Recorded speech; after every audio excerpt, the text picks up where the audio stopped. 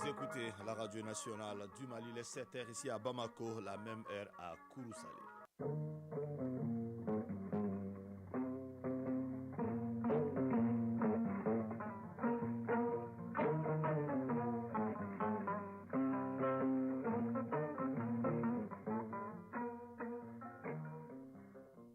Le journal Fousséni Tunkara. Bienvenue dans cette édition, la première de Mali Actualité, les titres.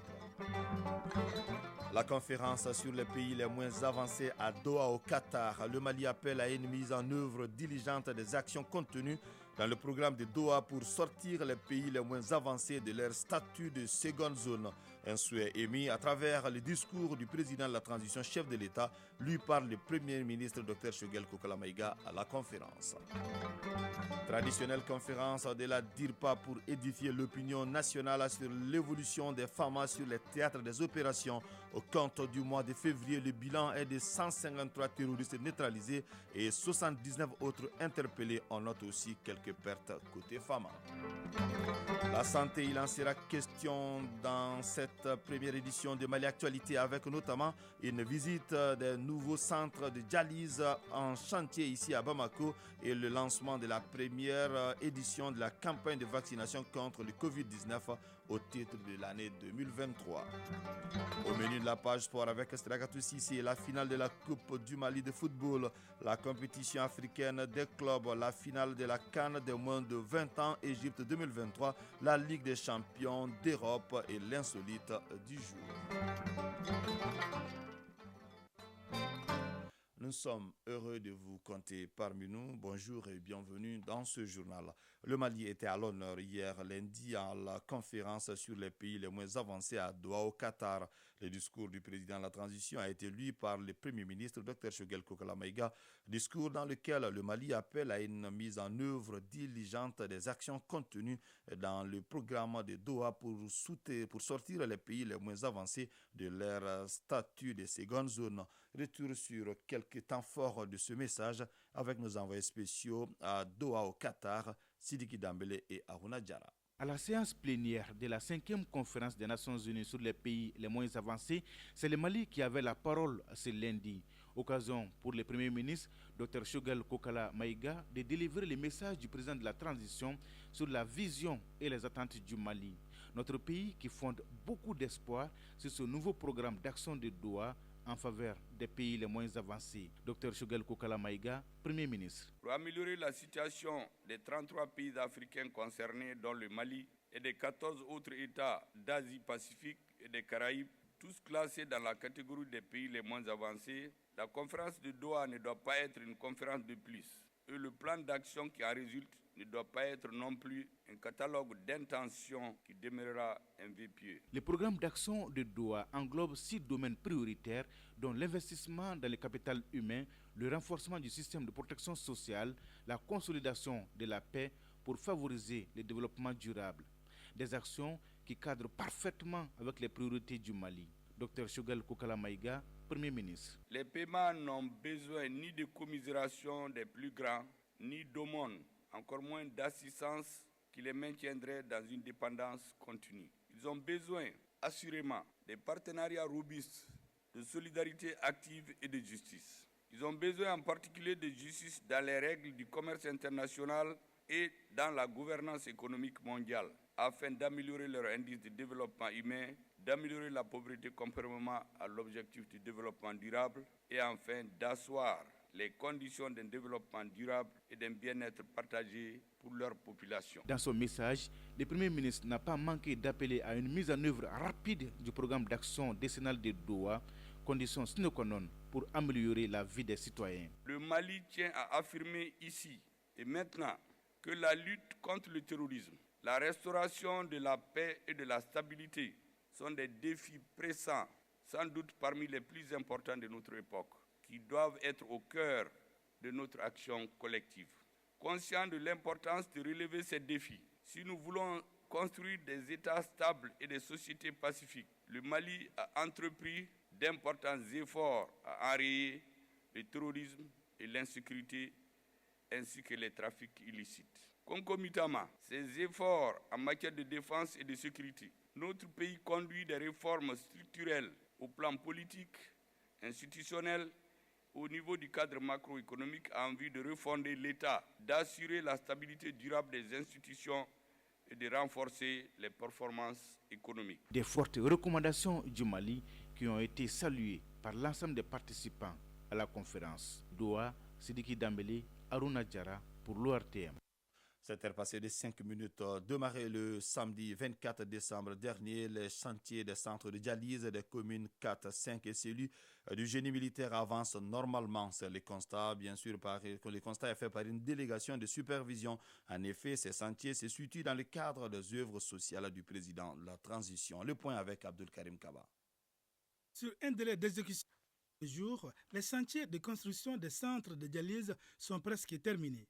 D'abord, en commune 4 du district de Bamako, le centre de dialyse de l'hôpital du district sanitaire est à un bon niveau. Dr Abdrazak Diko, médecin-chef de l'hôpital du district sanitaire. L'évolution est satisfaisante parce qu'au vu quand même du dernier rapport, n'est-ce pas, de la réunion tripartite avec tous les acteurs de suivi, vraiment la réalisation est à un niveau souhaitable, un niveau attendu si on peut le dire. Parce que la livraison en matériaux est satisfaisante et l'évolution également de l'élévation est à un niveau satisfaisant. Au 34e régiment du génie militaire, la construction avance. Les ouvriers sont au four et au moulin. Capitaine Saadi Baba Koulibaly, néphrologue des armées, point focal. Nous sommes avec les équipes techniques qui sont dans le même domaine. Donc on peut dire aujourd'hui que ça évolue bien. En commune 5, au centre de référence, les travaux sont au stade de la finition. Dr Adama Dambélé, médecin-chef par intérim du centre de référence de la commune 5. Le centre se passe très bien. Il travaille jour et nuit pour la satisfaction de tout le monde. L'entreprise est dans le temps. La réalisation de ces différents chantiers a un double sens. Dr Mamassi Konake, directrice régionale de la santé du district de Bamako. On aura deux gains, l'accessibilité géographique pour les malades et l'accessibilité aux soins. Parce que ce n'était pas facile pour les malades d'aller tous les jours au point G pour les dialyses. Aujourd'hui, ça va rapprocher les soins de la population. Afin de toucher plus de population, le président de la transition, le colonel Assimi Goïta, a diversifié les opérations de ses œuvres sociales. Et le problème de dialyse reste et demeure un problème de santé publique, d'où ce choix. Colonel Hassan Badiale Touré, conseillère spéciale du président de la transition. C'est dans le souci d'être toujours au plus proche des populations que ces centres ont été initiés pour aider les populations les plus vulnérables à avoir accès aux soins de santé au plus proche de leur domicile. Partout où la délégation est passée, les travaux se poursuivent normalement. La construction des 3 centres de dialyse intervient à un bon moment. Ces infrastructures, une fois achevées, vont améliorer considérablement les plateaux techniques des 3 centres de santé au grand bonheur des populations maliennes. Voilà, surtout des malades dialysés.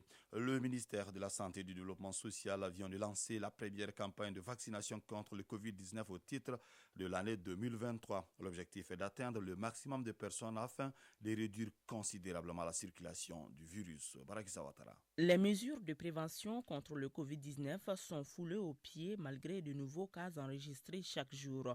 Le Mali décide donc de poursuivre la vaccination afin de freiner la propagation.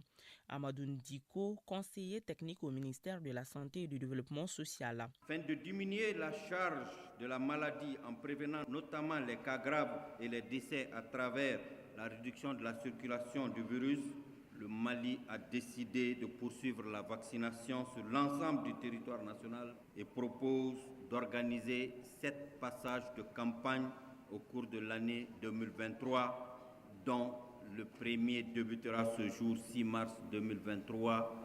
Pour cette phase, plus de 7000 agents vaccinateurs, 8100 volontaires et 345 superviseurs seront mobilisés pendant 10 jours. Amadou Ndiko, conseiller technique au ministère de la Santé et du Développement social. À ce jour, la mise en œuvre du plan national de déploiement de vaccins et de la vaccination a permis de vacciner complètement 3 335 personnes âgées de 12 ans et plus. Au cours de cette année 2023, 4 882 835 personnes âgées de 12 ans et plus seront concernées avec une cible attendue par passage de 695 749 personnes. Le coût opérationnel pour cette première campagne s'élève à plus d'1,3 milliard de francs CFA, entièrement financé par la Banque mondiale.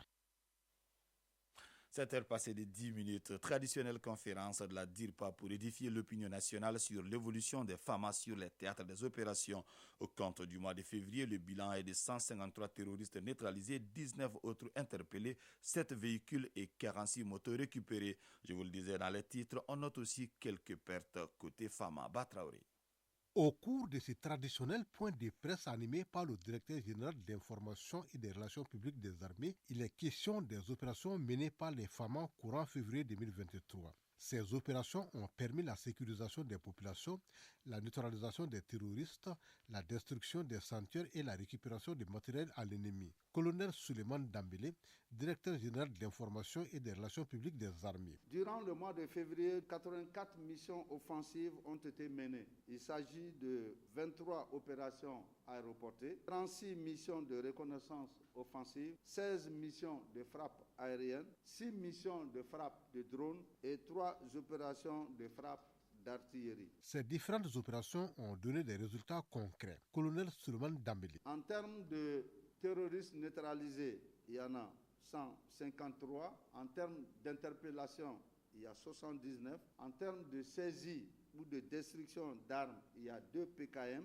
il y a 74 PM, il y a 2 LRAC et il y a 20 fusils de chasse. En termes d'engins récupérés ou détruits, nous avons 7 véhicules et 46 motos. En termes d'engins explosifs improvisés détruits, nous en avons détruit 15 et en termes de bases détruites, on en a détruit 15 également. Et les FAMA ont eu 24 blessés et 7 morts malheureusement. Au-delà de ces bilans, l'intervention des FAMA a permis aux populations de récupérer certains de leurs biens qui avaient été retirés de force par les terroristes. Colonel Suleiman Dambélé, directeur général de l'information et des relations publiques des armées. Il y a plus d'une centaine de têtes de bovins récupérées après une course-poursuite contre les terroristes ayant enlevé des bétails dans des villages voisins de Tessit, dans le secteur de Menaka. En termes de récupération de zakat, il y a 49 sacs de 100 kg et 4 sacs de 50 kg de riz qui ont été récupérés auprès des terroristes. Le directeur général de la DIRPA a enfin souhaité une bonne collaboration en termes d'information entre les populations locales et les FAMA. Actualité hors de nos frontières, violence anti-migrants. La Banque mondiale suspend son cadre de partenariat avec la Tunisie. Dans un courrier adressé à ses équipes, le président de la Banque mondiale, David Malpass, explique que l'institution n'était pas en mesure de poursuivre ses missions sur place compte tenu de la situation. Une situation, vous le savez, qui a touché le Mali avec plus de 100 Maliens qui ont été rapatriés grâce aux efforts des plus hautes autorités maliennes. Au Burkina Faso, un couvre-feu vient d'être instauré dans plusieurs régions du pays en proie aux attaques des groupes armés terroristes. Toute la région du Nord ainsi que les provinces du BAM et du Samatenga sont concernées par cette mesure. Les véhicules, motocyclistes, tricycles et vélos et les personnes sont interdits de circulation entre 22h et 5h du matin.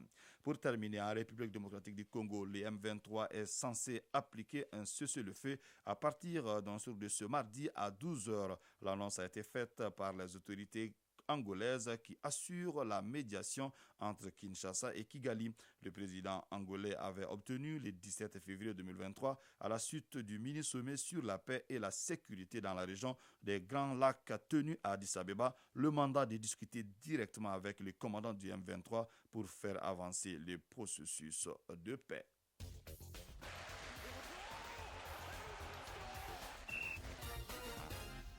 À présent, la page sport, c'est avec vous, Srakatou Sissé. Bonjour. Bonjour, Fosseni Tokara. Suite cet après-midi des 16e de finale de la Coupe du Mali de football. 16e de finale, on n'est pas encore à la finale, Srakatou Sissé, comme annoncé précédemment. Oui, 6 matchs au programme. Le Djoliba, détenteur du trophée, est au stade Abdoulaye Makoro Sissoko pour jouer contre l'Académie de Kay. À suivre, AS Kouera Al-Hawa de Gao, avenue Assi de Tombouctou, centre Maliano-Belge de Mopti, centre Sohaï Touré de Gao. Renaissance de Caille, Afrique Football Elite AFE, AS Commune de Tombouctou, Union Sportive de Djenné, Tourbillon de Yélimane et AS Black Star de Badalabougou.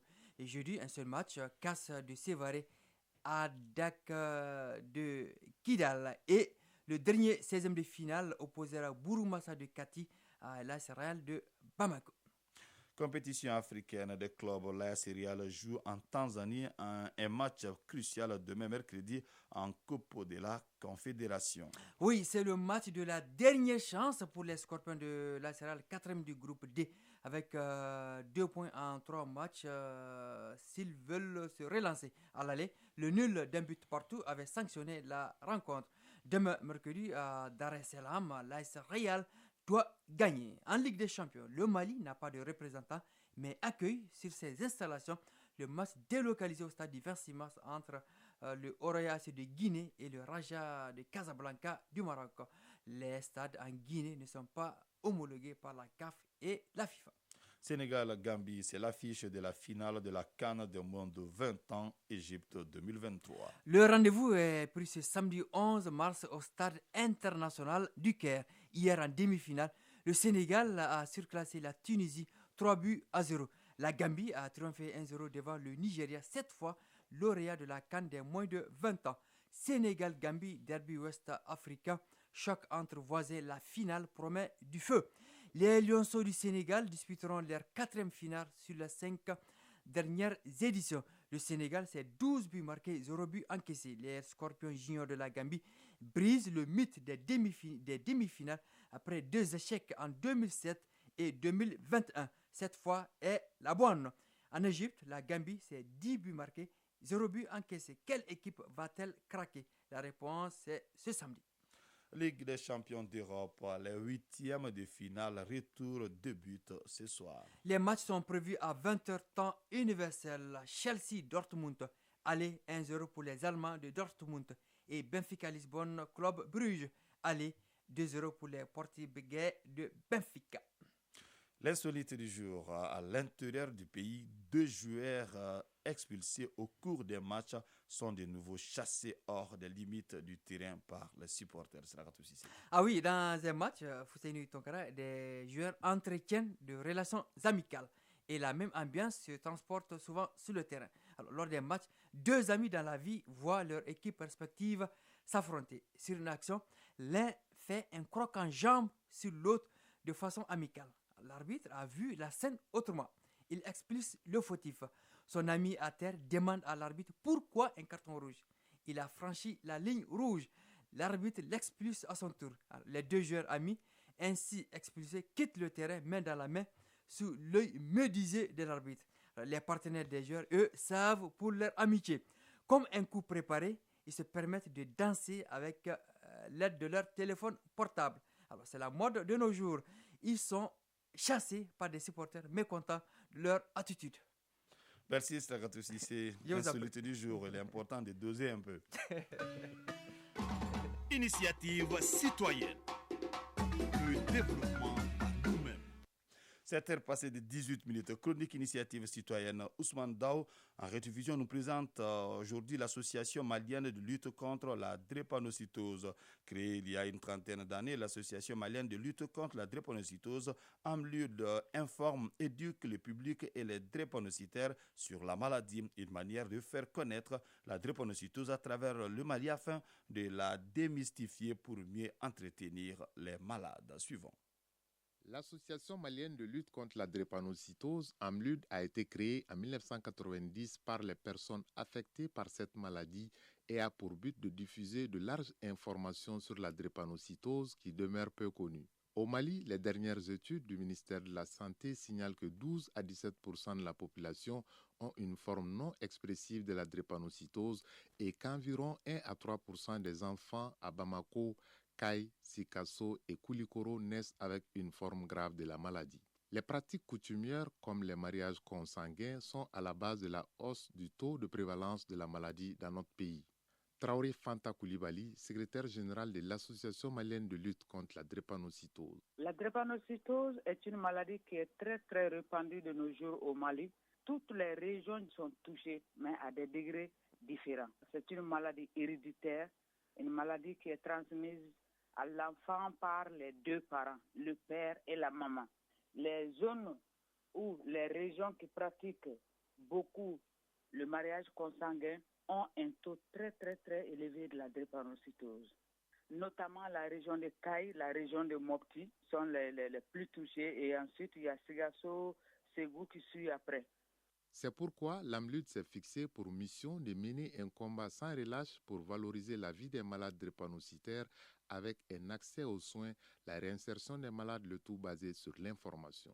Faire sortir la maladie de l'ombre pour que toute la population malienne puisse savoir ce que c'est que la drépanocytose. Car au Mali, on a une confusion terrible entre la drépanocytose et le rhumatisme. Le rhumatisme, ça s'appelle en Bambara Koloti. Et comme la drépanocytose aussi, il y a des douleurs atroces au niveau des os, alors que la drépanocytose en Bambara, c'est Joliti Bana. Malgré ces efforts louables, l'AMLUD est confronté à des difficultés, notamment la stigmatisation des malades et le non-accompagnement des autorités sanitaires.